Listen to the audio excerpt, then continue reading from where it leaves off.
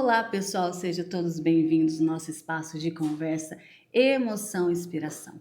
E hoje tem uma convidada muito especial aqui para vocês. Seja bem-vinda, Dani. Muito obrigado, Marciana. Obrigado pelo convite. Esse seu quadro tão espetacular, tão importante, né? Para que você vem mostrando, né, a força das mulheres através dessas entrevistas. Eu estou adorando. Parabéns. Muito obrigada por você vir de Astorga até aqui contar essa história que é brilhante. E a gente já vai começar. Quem é ela? Como ela se apresenta? Quem que é a Dani? Bom, eu sou a Daniele Malaquias, conhecida como Dani. Gosto, né, de ser chamada de carinhosamente, né, de Dani. Sou conselheira tutelar no município de Astorga. Sou presidente da Associação dos Autistas de Astorga, né, da AMAS, a primeira associação de autistas lá do município, e sou idealizadora do projeto Não Se Cale, que é um projeto de combate à violência contra a mulher. Como foi sua infância, Dani? A minha infância, Marciana, foi uma infância muito feliz. Eu sou a rapa do tacho, como costumam dizer, né? A sua. De três irmãos. Eu tenho um irmão 14 anos mais velho e outro 10 anos mais velho. E o sonho da minha mãe era ter uma menina, né? Então eles me contam que o meu pai falava que, ai, não, mas já tá bom, e se a gente tentar e vir outro menino, né? E aí, de tanto que a minha mãe falou para ele, insistiu, depois de tantos anos, eles tentaram e acertaram na menina, né? Então, eu fui uma criança muito feliz, muito apegada, assim, mais com o pai do que com a mãe, mesmo que era o sonho da mãe, né? Eu sempre fui muito mimada pelo meu pai e sou até hoje, né? Então, assim, eu tenho recordações de ir para o escritório do meu pai. Na época ia-se muito em bancos, né? Que ele usava muito cheques, não existia, né? Cartão de crédito, muito menos Pix. Então eu me recordo do meu pai me levando, né? Nos bancos e o pessoal do banco me dava cafezinho, me dava bala e eu vivia assim sempre ali junto com meu pai, né? Onde meu pai estava, eu estava com ele. Essa é uma grande memória que você guarda de criança? Te marcou? Me marcou porque, assim, como eu tinha os irmãos muito mais velhos, eu não tinha muito com quem brincar, né? Uhum. Quase não ia muito na casa de primos, né? Então, assim, a minha infância realmente foi marcada por essa amizade aí com o meu pai, esse vínculo, né? Que graças a Deus perdura até hoje, né? Então, as minhas maiores memórias, assim, da infância realmente é acompanhando meu pai no trabalho, toda vez que ele me buscava na escola, ele me levava para chupar sorvete. E isso até hoje, às vezes, a gente faz. Então, as minhas maiores memórias são realmente ali junto com meu papai. Já na sua infância ou juventude, você teve que encarar algum desafio? Olha, algumas pessoas, Marciana, podem achar que é mimimi, né? Ainda mais hoje, eu trabalhando ali com adolescentes, eu escuto muitas pessoas falar, ai, nossa, mas essa questão de bullying, isso daí, é frescura, porque na minha época a gente resolvia no braço, né? Mas eu posso te afirmar que eu carreguei até os 20 e poucos anos, traumas da minha adolescência, devido ao bullying sofrido ali na escola, né? Eu sempre fui, assim, muito magrinha, ou saudade, né? Eu reclamava de ser magra, agora faço de tudo para emagrecer, né? É Aham. academia, é low carb, é isso, é aquilo, né? E reclamava de ser magra. Então, assim, eu era uma menina muito magra. Vou confessar um negócio para vocês, que há alguns minutos atrás eu perguntei pro moço da gravação se eu ia ser filmada de perfil, para vocês verem o trauma, né? Até hoje, embora hoje a gente aceite, entenda, né, que é uma característica física, eu realmente tenho o nariz grande, vocês devem estar percebendo, né? Não tem como eu esconder isso, mas na adolescência isso me machucava muito, sabe, Marciana? Porque era, a Pinóquio, a nariguda. E quanto mais magra, mais que aparece, né? O Sim. nariz. Então hoje a gente dá um jeitinho, né? Faz um preenchimento labial, faz uma maquiagemzinha diferente e consegue disfarçar isso. Mas naquela época eu não conseguia. Então eu sofri realmente muito, eu tinha muita espinha, né? Hoje eu ainda tenho algumas cicatrizes aqui na testa, decorrente a essas espinhas da adolescência. Então eu sofri bastante com a aparência, foi um período de bastante desafio, né? E que realmente, como eu falei, foi assim até os 20 e poucos anos, né? Uns 10, 12 anos ali da minha vida, dos 13 até os 24, 25 ali, carregando aquilo. Ainda bem que você conseguiu absorver isso, né? Tem gente que carrega até hoje, vai carregar pro resto da vida, né? Pra você ver, né? Absorveu, mas incomoda. Porque se não Sim, incomodasse, eu não estaria preocupada de como eu ia aparecer na câmera, né? A gente sim. aceita, mas querendo ou não, fica aquilo ali, né, na mente. Teve uma vez que eu ganhei uma faixa e um troféu abacaxi da menina mais feia da sala. Então foram coisas assim que me marcaram Às bastante. vezes, para alguns é uma brincadeira, mas é aquela brincadeira de muito mau gosto, né? Eu sempre falo tanto para o meu filho adolescente, quanto para os amigos dele, quanto para os adolescentes que eu atendo, né, na rede de proteção, que a brincadeira ela só é legal quando todo mundo está feliz, quando todo mundo está rindo. Se tem um que está chorando, se tem um que está ofendido, não é brincadeira, né? É. Agora vamos falar sobre superação. Você teve um momento muito difícil na sua vida? Eu tive um momento bem difícil na minha vida. E olha que legal, né? Estamos há tanto tempo combinando esse bate-papo, Sim, né? Já tínhamos marcado várias vezes, eu nunca conseguia. bem antes de começar eu já, porque a gente se encontrou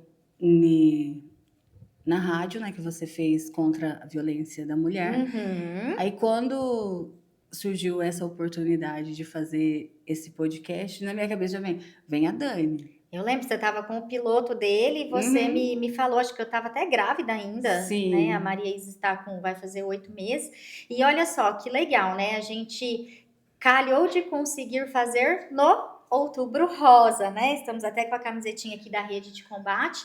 uhum. Então, Marciana, eu tive um câncer no útero, né? Esse câncer no útero eu descobri ele no ano de 2019. E aí eu fiz uma cirurgia no final do ano de 2019. E infelizmente não deu margens livres, né, na Uhum. época. E aí eu tive que repetir, fazer daí com o oncologista, né, a cirurgia no ano de 2020. Então eu estava começando o relacionamento com o meu marido, né, que estamos juntos até hoje, vai fazer 6 anos agora, dia 20. Eu tinha acabado de conhecer o meu marido e recebi esse diagnóstico. Então, ele não tinha filhos na época, né? Agora nós já temos dois, Matheus e a Maria. E eu pensei assim, nossa, como, né? Eu sou depressiva, eu sou mãe solteira e agora, além de tudo, câncer. O que esse rapaz vai fazer comigo? Vai, né, ficar aqui comigo? Então, assim, foi um momento que eu estava me apaixonando por uma pessoa, me dando uma nova chance, porque, como você sabe, eu fui vítima de violência, né? Doméstica por muitos anos. Então, foi um turbilhão na minha cabeça ter que fazer esse tratamento, essa cirurgia e conhecendo uma pessoa nova e não sabia se ia poder ter filhos e essa pessoa não tinha filhos. Então, assim, foi um momento muito difícil, né? Recente. Dani, quando você descobriu o câncer, quem te ajudou? Quem segurou sua mão assim? Você teve alguém? Ele, eu falei pra ele, né? Olha, eu acho que é melhor você, porque fazia um mês, né, que a gente se conhecia. Eu acho que é melhor, né, você seguir sua vida. Você não tem filhos e deixa que eu me viro. Se a gente tiver que se encontrar em outra oportunidade, né? Deus sabe de todas as coisas. E ele não me deixou ir. Ele ficou comigo o tempo todo. Logo depois que passou essa cirurgia, eu fui mandada embora do trabalho ainda, né? E eu morava em Arapongas, então ele me chamou para ficar uns tempos ali na casa dele, né? Foi uma época de pandemia, então veio tudo, né? Em cima de uma vez. Então, assim, era a pessoa que eu tinha naquele momento, era o meu marido, que com poucos meses ali parecia que fazia anos, assim. Eu conheço pessoas que estão juntas há muitos anos e o marido não faz o que ele fez para mim com 3, 4 meses, né? Então, se não fosse ele, eu acho que teria sido bem mais difícil. Exatamente, exatamente. Você pensou em desistir quando você já saiu de um casamento de violência doméstica, né? Sim. E depois de cara vem esse câncer. Você pensou em desistir? Eu pensei em desistir do relacionamento, Uhum. né? Mas com tudo que eu passei, mesmo lá na época da violência, de todo aquele sofrimento, perseguição, eu nunca pensei em desistir da vida do meu filho, né? Adolescente, eu sabia que ele precisava de mim, na época ele era criança, né? Pensei em desistir, como eu te falei, do relacionamento, sim. Pensei em abrir mão, mas desistir de lutar jamais. Que bom, que bom. E o que você aprendeu com essa fase? Eu aprendi que ainda existem pessoas que a gente pode confiar, né? Que ainda existe esperança pós-violência doméstica, né? Que eu achava que eu nunca ia encontrar outra pessoa porque aquilo tinha sido incutido na minha cabeça, né, por aquele agressor que, ai, nunca ninguém vai te querer, ai, mas você é mãe solteira, ai, mas você não vai se formar. Tô aqui, né, formada com 2 pós-graduação, palestrante, né? Então eu aprendi que existe vida após todos os problemas. Enquanto há vida, há solução e superação. E se a pessoa está passando por esse e a pessoa está falando, ela se separou, está falando, ah, você nunca vai achar igual uma pessoa igual eu, fala para ela assim, graças a Deus. Foi isso aí. Graças a É Deus. tudo isso que eu quero. Deus me livre É, encontrar dois graças desses a no caminho, Deus. né? Né? Porque isso é comum. Comum eles sempre falar isso, né? E Dani, como você olha para aquela Dani lá atrás, que encarou tudo isso, para a Dani de hoje? Eu vejo como um divisor de águas, né? Eu acho que aquela Dani lá atrás precisou existir para que exista a Dani de hoje disposta a lutar e ajudar outras pessoas, né? Esse é o meu objetivo. Esses dias eu até postei um videozinho no Instagram, porque muitas pessoas perguntam, né? Ai, mas por que que você fica fazendo as coisas de graça? Eu não chamo de graça, eu chamo de trabalho voluntário, né? Mais bonito. Ah, mas isso daí quem tem que fazer é o poder público. Ah, isso aí quem tem que fazer é o Estado, é o município. Gente, todos nós somos seres humanos, nós somos sociedade, né? A Sim. gente não pode estar aqui nessa vida só para fazer peso, né?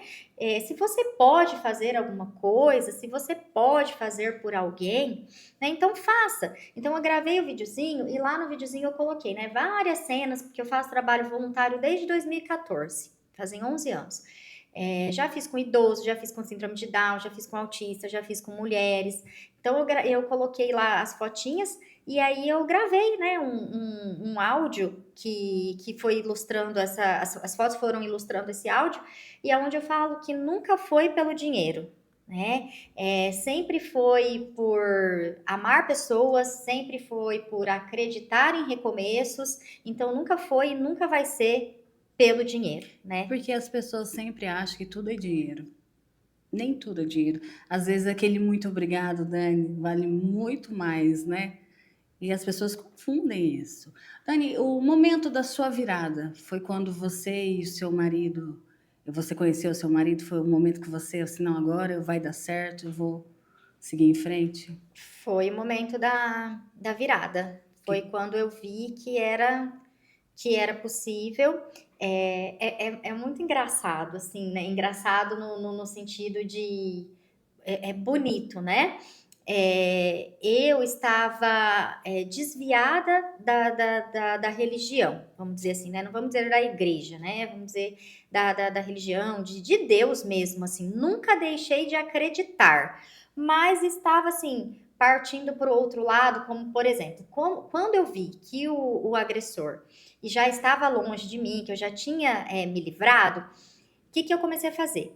Eu comecei a querer aproveitar a vida, coisa que eu não tinha feito na minha juventude. Por quê? Porque não Sim. tinha estima, ou depois por conta das ameaças, né? E aí eu queria ir em festas, né? Chegava assim de madrugada na minha casa, não dava muita atenção para o meu filho. Foi assim, um momento muito triste, né? Isso foi antes ali da descoberta do câncer, né? E aí uma amiga, uma conhecida, na verdade, tinha acabado de entrar na empresa que eu trabalhava. E ela estava juntando pessoas para fazer o encontro da Igreja Metodista lá em Arapongas. E ela falou para mim que ela tinha sentido que eu deveria fazer esse encontro. Mas eu sou batizada na Igreja Católica, né? Mas nada contra a Igreja Evangélica. Inclusive, já fiz parte dos Doutores da Esperança lá de Arapongas, né? Já fui líder dos Doutores da Esperança. E era muito legal na época, porque eu era a única católica que liderava um grupo evangélico, né? Então eu liderava o grupo, eram 60 pessoas, dividido em 10 grupos de 6. Então eu liderava seis pessoas evangélicas e eu era católica. Mas o pastor acreditou no meu potencial nessa época, né?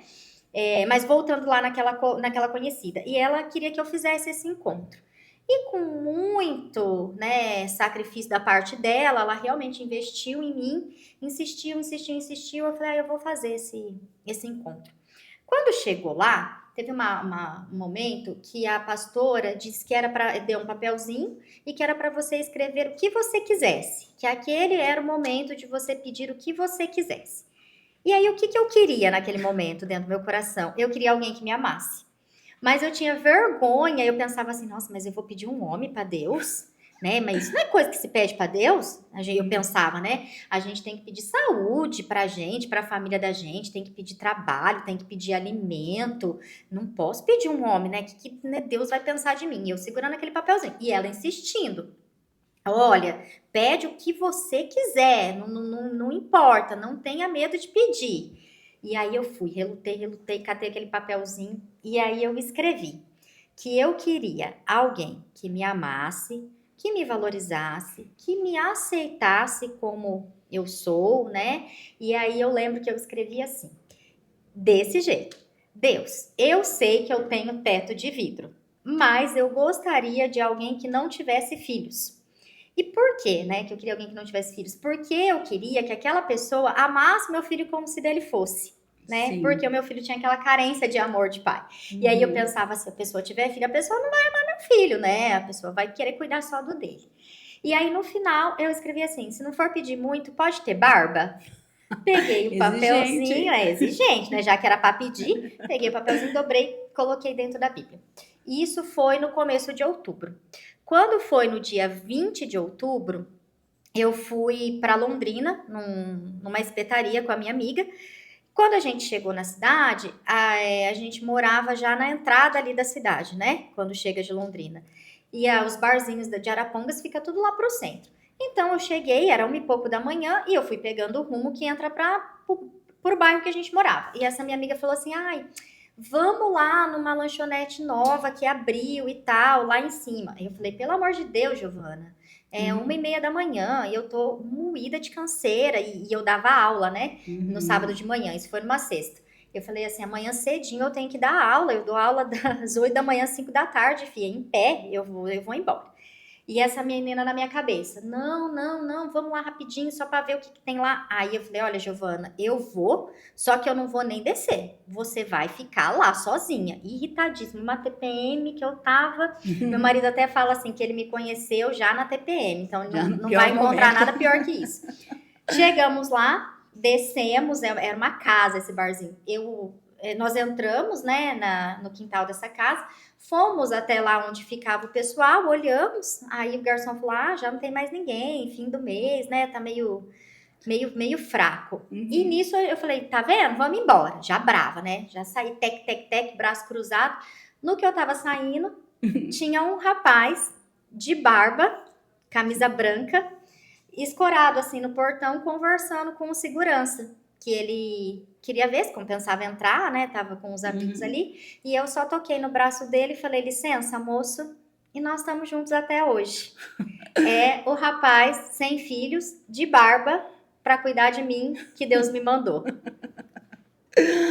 Ai, Dani, que conselho você daria para alguém que está passando por alguma dificuldade? Ter fé, acreditar, primeiro de tudo, Não ter vergonha de fazer um tratamento psicológico, não ter vergonha de tomar um remédio se necessário, que Pedir às vezes as ajuda, pessoas né? falam assim, ai, eu não vou em psiquiatra, eu não vou em psicólogo, eu não sou louco. Gente, psicólogo, psiquiatra não é médico de louco, né?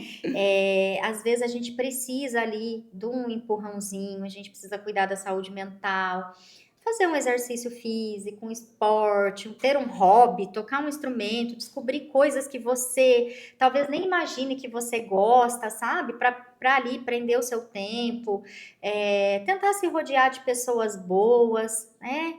Esse é o conselho, né, que eu posso dar. Agora a gente vai falar de inspiração para outras mulheres. O que é ser mulher para você? Bom, para mim, ser mulher, você ter que viver naquela corda bamba, né, que é ser multifacetas, né? A gente é empreendedora, a gente é mãe, a gente é esposa, a gente é filha e a gente tem que dar conta de fazer tudo isso ao mesmo tempo, né? Então, para mim, ser mulher é você ter sensibilidade, mas ter garra ao mesmo tempo, né? Não ser totalmente dependente, mas também não perder aquela essência de que nós mulheres também precisamos ali, né, daquele cuidado, daquela proteção, deixar-se cuidar, mas Sim, não deixar que isso vire dependência emocional.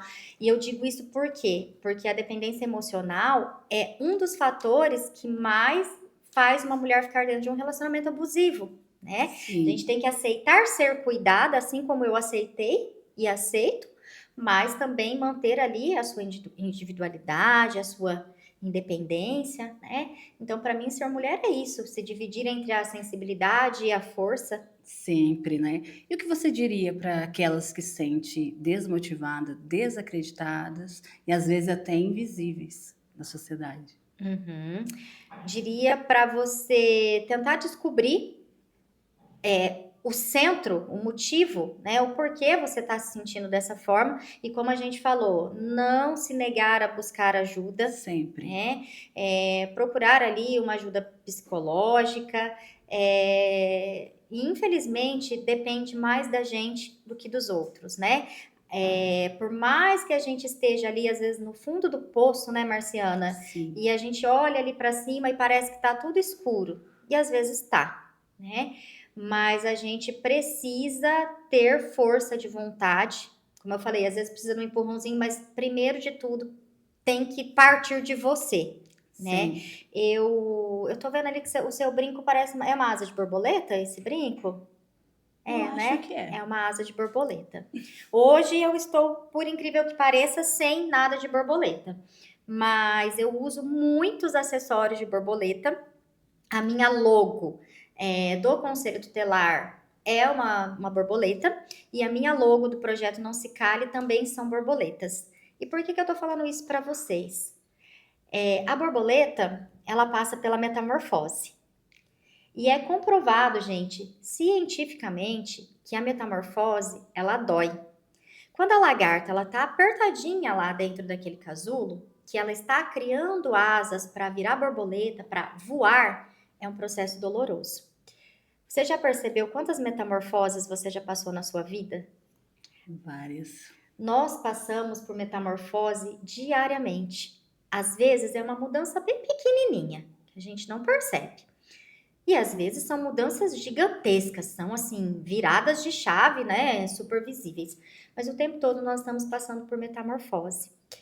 E a gente tem que superar e suportar o processo, né? Nós temos que acreditar que nós somos como as borboletas, que depois daquele processo doloroso, depois que você passar por aquilo, você vai voar.